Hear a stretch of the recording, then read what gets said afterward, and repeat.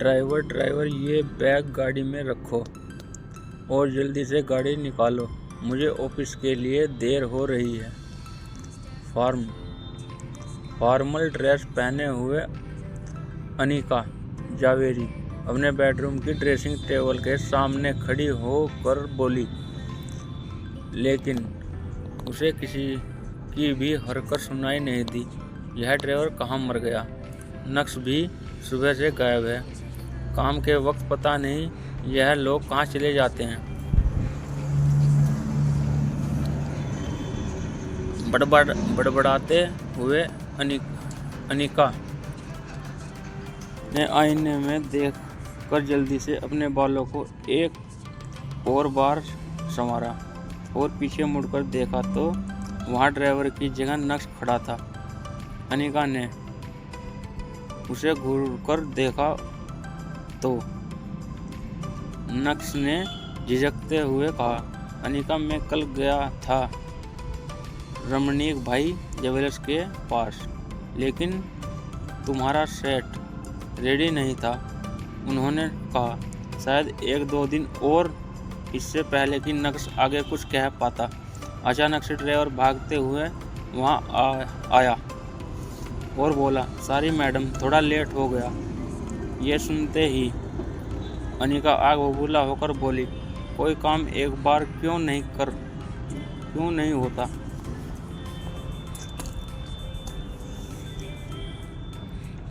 तुम लोगों से दिन भर बस टाइम पास करते रहते हो। मजाल है जो तुम लोग कोई काम ढंग से पूरा कर दो, बस बहाने बनाने आते हैं। सब के सब एक जैसे हैं, कामचोर। ये कहते हुए अनिका ने नक्श की ओर देखा और नक्श ने तुरंत ही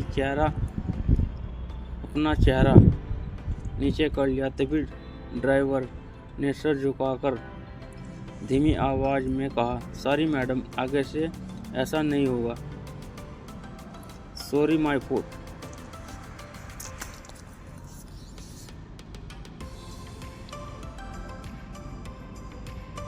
यह कहने के बाद जैसे ही अनिका अपना बैग उठाने लगी तो नक्श अनिका की मदद करने के इरादे से बोला, लाओ मैं ले लेता हूँ। लेकिन इससे पहले ही नक्श बैग उठा पाता, अनिका ने बैग उठाकर ड्राइवर की तरफ बढ़ा दिया और नक्श को पूरी तरह से इग्नोर करके वो कमरे से निकल गई। नक्श चुपचाप खड़ा उसे कमरे से जाते देखता रह गया और कुछ देर शांत खड़े रहने के बाद जैसे ही नक्श पीछे मुड़ा, उसकी नज़र टेबल पर रखी एक फाइल पर पड़ी। जाहिर सी बात है, अनिका वो फाइल अपने बैग में रखना भूल गई थी।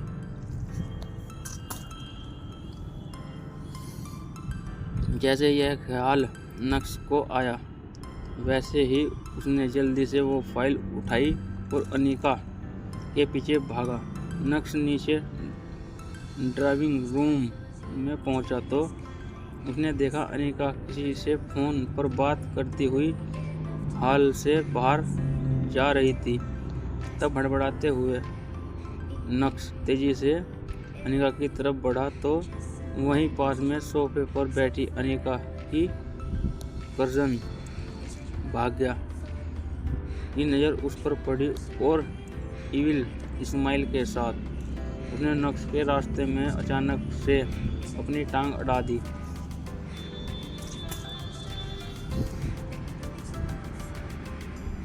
नक्श ने अपना बैलेंस खो दिया और वो सीधा जाकर अनिका की मां चित्रा से टकरा गया और हाथ में ग्रीन टी लिए सोफे की तरफ बढ़ रही थी। नक्श की टक्कर से ग्रीन टी चित्रा के कपड़ों पर फैल गई थी।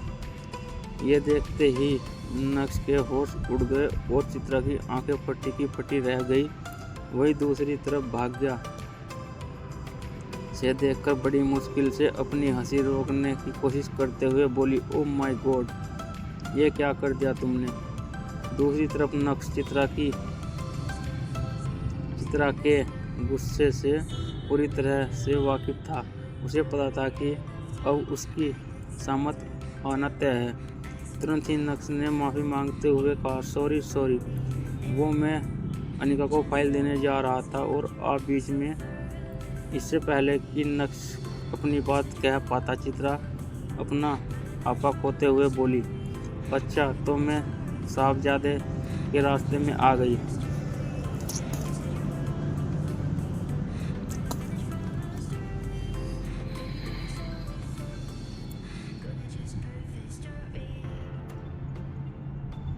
इसमें भी मेरी ही गलती है ना। भाग्या को एक और मौका मिल गया और वो तुरंत ही चित्रा के पास आई। बड़ी माँ, आप ठीक तो हैं? अरे कोई जल्दी से डॉक्टर को बुलाओ। इस आदमी ने बड़ी माँ के ऊपर गरम गरम चाय गिरा दी। चित्रा ने भाग्या को शांत करते हुए कहा, मेरी प्यारी बच्ची, तुझे कितनी फिक्र रहती है ना मेरी, लेकिन मैं ठीक हूँ, डॉक्टर की ज़रूरत नहीं।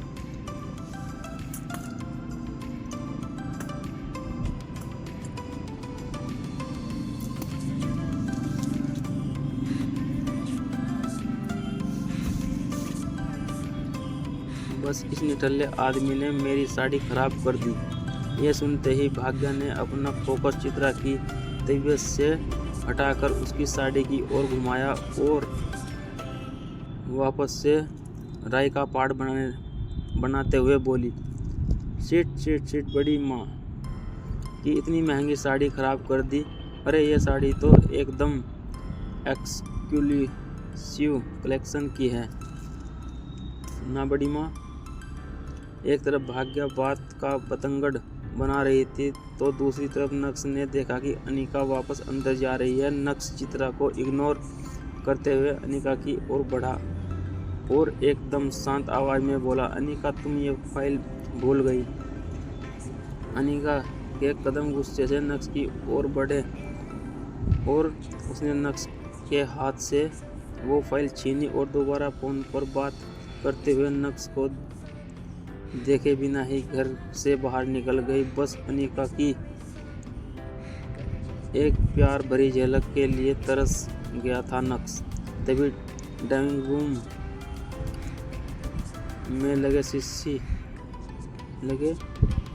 टीवी पर एक ब्रेकिंग न्यूज फ्लैश हुई। ब्रेकिंग न्यूज, गुजरात की सबसे बड़ी कंस्ट्रक्शन फर्म का भविष्य खतरे में। क्या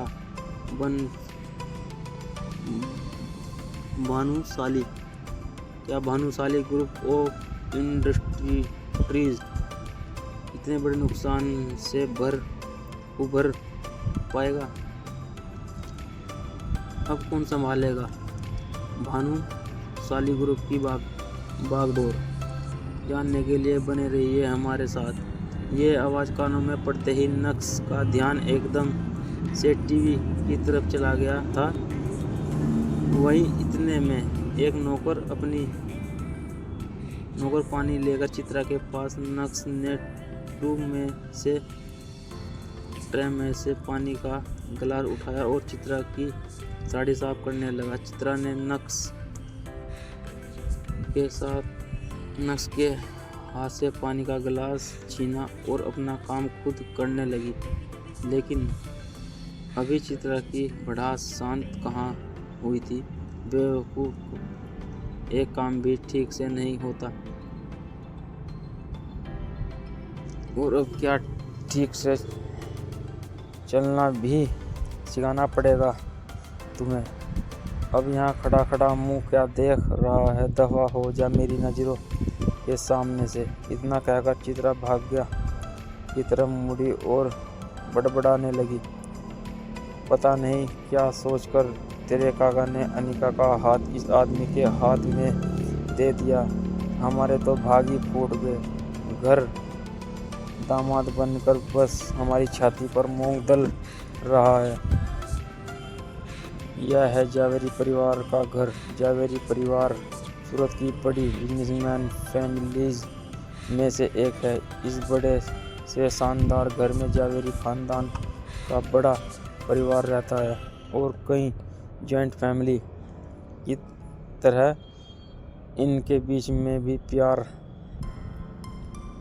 बस दिखावे का है। अक्सर यहाँ हर सुबह की शुरुआत ऐसे ही शोर शराबे से होती है और गलती चाहे हो या ना हो, इल्ज़ाम हमेशा इस परिवार के दामाद यानी नक्श के सर पर ही आता है। पर नक्श ने कभी भी इस बात को दिल पर नहीं लिया। हर सुबह किसी और की गलती को अपने सर लेकर मुस्कुराते हुए वो अपने काम में लग जाता है। नक्श जो रुमाल से अपना हाथ पोंछ रहा था, चित्रा की बात सुनकर उसके हाथ रुक से गए। उसने चित्रा की तरफ देखा और उसकी नज़र वहीं पास में खड़े नौकर पर पड़ी, जो नक्श को दया की नज़र से देख रहा था। लेकिन नक्श के चेहरे पर एक क्षण भी नहीं थी, बल्कि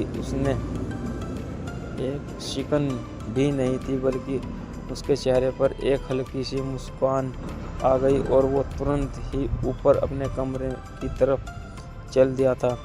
सीढ़ियाँ चढ़ते हुए भी नक्श का ध्यान टेलीविज़न पर चल रही ब्रेकिंग न्यूज़ पर था। वो भानुशाली ग्रुप के लॉस में होने की खबर सुनकर सोच में पड़ गया था। तभी चित्रा भी टीवी की वॉल्यूम बढ़ाते हुए बोली, हे माँ, भानुशाली ग्रुप तो सूरत का ही है, सूरत का ही नहीं बल्कि पूरे गुजरात का सबसे बड़ा बिजनेस एम्पायर है। भला इसके साथ ऐसा कैसे हो सकता है? इनके साथ तो हम नया प्रोजेक्ट शुरू करने का सोच रहे थे। यह सुनकर तुरंत ही भाग्य ने कहा, बड़ी माँ, परेशान क्यों हो रही हो सकता है ये हमारे लिए एक अच्छा सिंग हो। मुझे लगता है कि हमें इनके नए CEO के साथ डील करने की कोशिश करनी चाहिए। यही सब सोचते हुए नक्श अपने कमरे में आईने के सामने खड़ा खुद को देख रहा था। नक्श के चेहरे पर हल्की सी मुस्कुराहट थी, जो उसकी आंखों की चमक को और बढ़ा रही थी।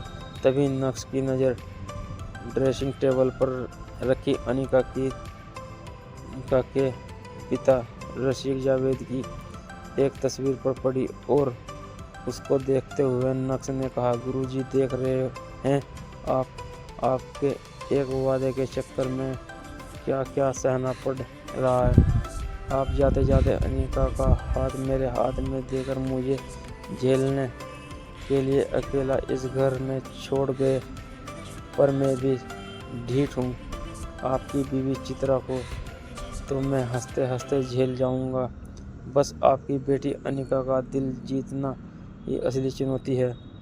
लेकिन आप बिल्कुल भी फिक्र मत कीजिए, उसके दिल में मैं अपनी जगह बनाकर रहूँगा। एक तरफ नक्श अपने गुरुजी से बात करने में लगा था, तो दूसरी तरफ नक्श का मोबाइल, जो बेड पर साइलेंट मोड पर था, वो लगातार वाइब्रेट कर रहा था। मगर नक्श तो अपने ही ख्यालों में गुम था, इसलिए उसका ध्यान ही नहीं गया और वो बाथरूम में शावर लेने चला गया। नहाते हुए भी नक्श के दिमाग में बस भानुशाली ग्रुप ही चल रहा था। नक्श इस बात से अनजान था कि उसके फ़ोन पर किसी का कॉल आ रहा है, लेकिन यकीन मानिए वो कॉल नक्श की पूरी ज़िंदगी बदलने वाला था। बस नक्श को फ़ोन उठाने की देर थी। नहाने के बाद जब नक्श बाथरूम से बाहर आया तो उसका फ़ोन दोबारा वाइब्रेट होने लगा, लेकिन इससे पहले कि नक्श को एहसास होता, इस बार भी फ़ोन कट गया था। कपड़े चेंज करने के बाद आखिरकार जब नक्श ने अपना मोबाइल उठाकर देखा तो उसमें एक ही नंबर से 40 मिस्ड कॉल और 10 टेक्स्ट मैसेज थे। ये देखकर नक्श हैरान रह गया और तुरंत ही उसने मैसेज खोलकर पढ़ना शुरू किया। नक्श प्लीज़ फ़ोन उठा लो। मैं जानता हूँ कि तुम मुझ से अब भी नाराज़ हो, मगर मुझे अपनी गलती का एहसास हो गया है। प्लीज़ मुझे एक बार बात कर लो। ऐसे कई सारे मैसेज थे और उन सभी को पढ़ने के बाद नक्श ने अपना फ़ोन बेड पर फेंका और गुस्से से अपने दांत पीसते हुए बोला, वाह 2.5 साल बाद अपनी गलती का एहसास हो रहा है। आज एक दिन तो वाकई बहुत अजीब है। अभी नक्श उन मैसेज के बारे में सोच ही रहा था कि इतने में उसी नंबर से एक बार और कॉल आया और इस बार नक्श ने इग्नोर ना करते हुए कॉल उठाया और अपनी धीमी आवाज़ में बोला, हेलो। कुछ देर तक फ़ोन के दोनों एंड पर सन्नाटा पसरा रहा और फिर दूसरी ओर से किसी बूढ़े आदमी की आवाज़ आई, हेलो नक्श बेटा। कुछ सेकंड्स तक नक्श खामोश रहा और उसके बाद कड़क आवाज़ में बोला, हेलो मिस्टर यशवर्धन। अपना नाम सुनकर वह बूढ़ा आदमी थोड़ा शक पकाया, लेकिन यशवर्धन ने फिर से प्यार से शुरुआत की, कैसे हो तुम? मुझे तुम्हारी बहुत याद आती है बेटा। उस आदमी की बात सुनकर तुरंत ही नक्श ने एक तंज कसते हुए कहा, अच्छा आपको मेरी याद आने में पूरे 2.5 साल लग गए। इतनी याद आती है आपको मेरी? नक्श का टोट सुनकर वो आदमी पूरी तरह से चौंक गया, लेकिन अपने होश संभालते हुए उसने फिर से बोलना शुरू किया, इन 2.5 सालों के हर दिन हर रात मैंने तुम्हें याद करते ही काटे हैं। मैंने कैसे अपने आप को संभाला है मैं ही जानता हूँ। शायद मैं यही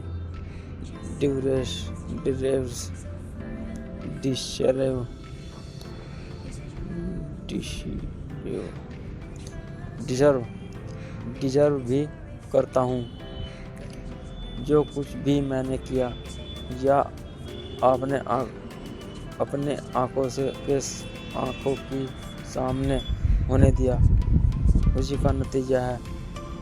यह सब तेरी तस्वीर को रोज देखकर सब रोता रहता है, बस रोता रहता है और खुद को कोसता हूँ कि कैसे मैंने अपने सामने यह अन्याय होने दिया।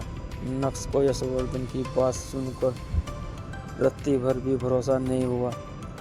उसने कुछ देर ठंडे दिमाग से सोचने के बाद जवाब दिया, मुझे पता चला मार्केट में जो खबरें चल रही हैं। यह सुनते ही यशवर्धन एक खामोश हो गया, जैसे मानो नक्श ने उसकी चाल पकड़ ली हो।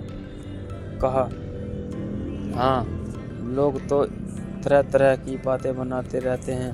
यशवर्धन के मुंह से यह सब बाहर आए, लेकिन इस बार उनकी आवाज़ में चिंता साफ सुनाई पड़ रही थी।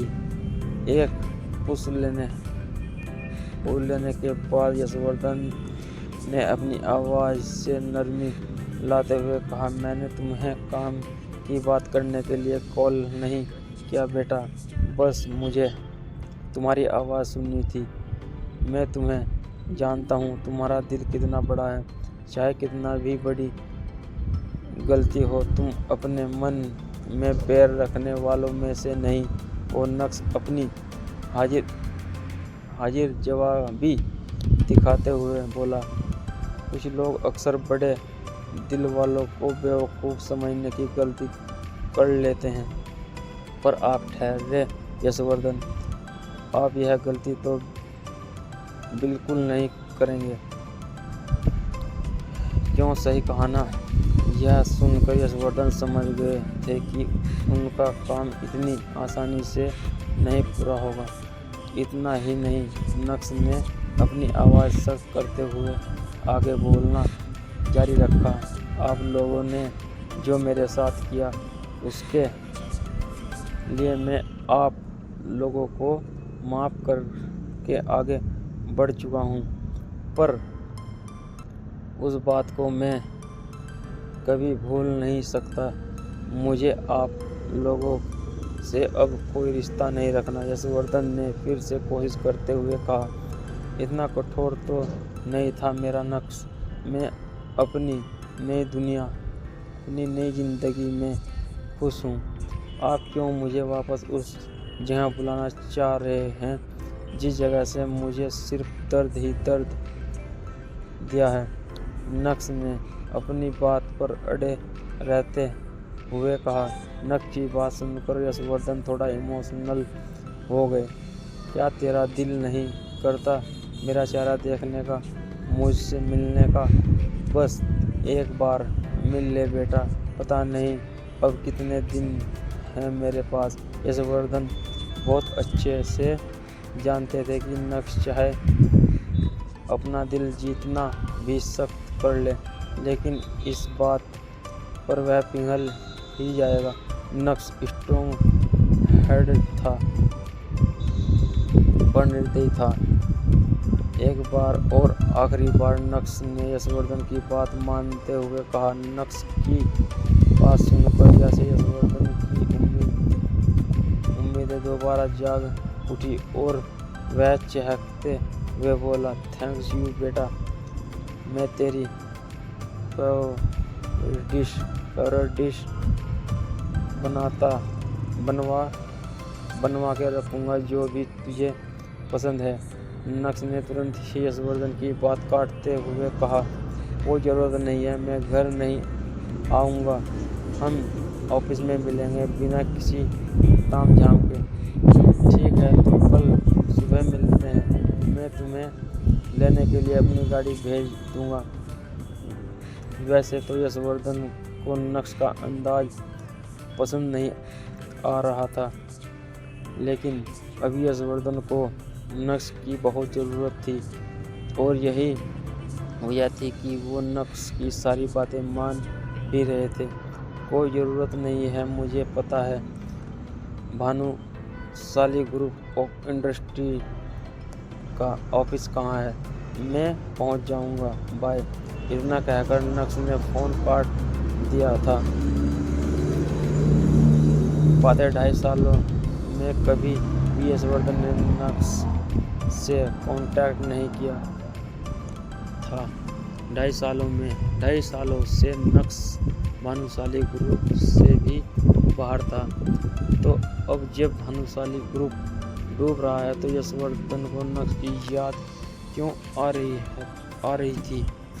यह सोचकर नक्श और भी ज़्यादा कंफ्यूज हो रहा था। तुरंत ही नक्श ने अपना लैपटॉप बाहर निकाला और इंटरनेट की हेल्प लेते हुए भानुशाली ग्रुप में चल रही हलचल जानने की कोशिश की।